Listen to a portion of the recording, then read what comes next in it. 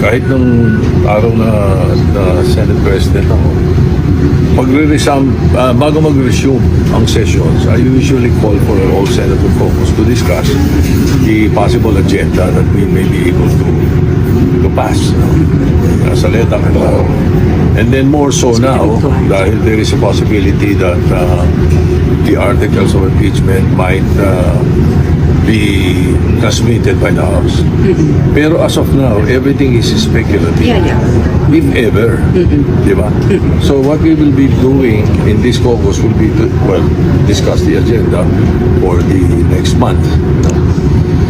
And the last month of the first regular session of the 20th Congress. And then the possibility of receiving the articles of impeachment, then we will discuss the possibility of what preparation should be done. And the timetable. Yes. Yun ang crucial eh. As of now, the crucial is timetable. So again, everything will rely on whether the articles of impeachment will be transmitted to us or not.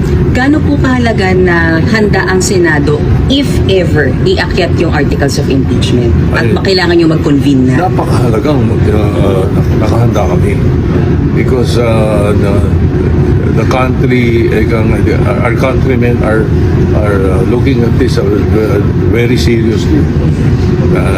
Minomonitor nila yung sa House, di ba? So they will expect us to do our job once we receive it.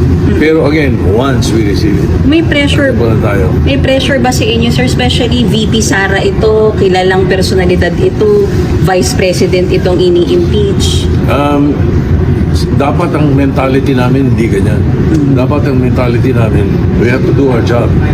We have to be impartial. Kahit sino pa yung ipapadala sa amin na articles of impeachment, we have to read, we have to look at it at a very impartial attitude. Sir, So, wala lahat dapat isipin gano'n. Sir, ano po yung possible timeline? Kasi ang sabi po ni Chair Luistro ay May 11 daw possible magbotohan yung House sa plenary. Ganun pa. Matransmit na rin daw po dito Kasi ang balita ko nung una was when they resume on Monday, they'll discuss it already. So kung May 11 yan, that means May 11 is a Monday. May 11 pa lang nila bubutuhan eh. Yes, So I sir. cannot answer your question. But sabi nyo crucial the timetable. Why? O syempre, kasi may break eh. The Senate, the legislative body will be on break by June 5. So that will be both houses of Congress. But then again, the impeachment court is different from the Senate. So, kailangan pag-usapan namin yung timetable. Sir, kailangan bang... Just in case. Pero again, ayoko nang, kasi lahat yan is speculative eh. Hintayin muna natin yung articles of impeachment if they pass it and they will transmit. But if Then we discuss everything else. But if there is a need to convene the impeachment court, it should happen hanggang June 5 lang habang nasa session kayo. Tama po ba? Hindi. We can extend. Depende sa Session. sa Senate. Just to convene, Hindi. you can extend. The impeachment court can extend. The impeachment Not the court. Senate. No, the convening SP. The convening during Convening session. kung May 11 natanggap, let's say, pinasa nila. Yeah.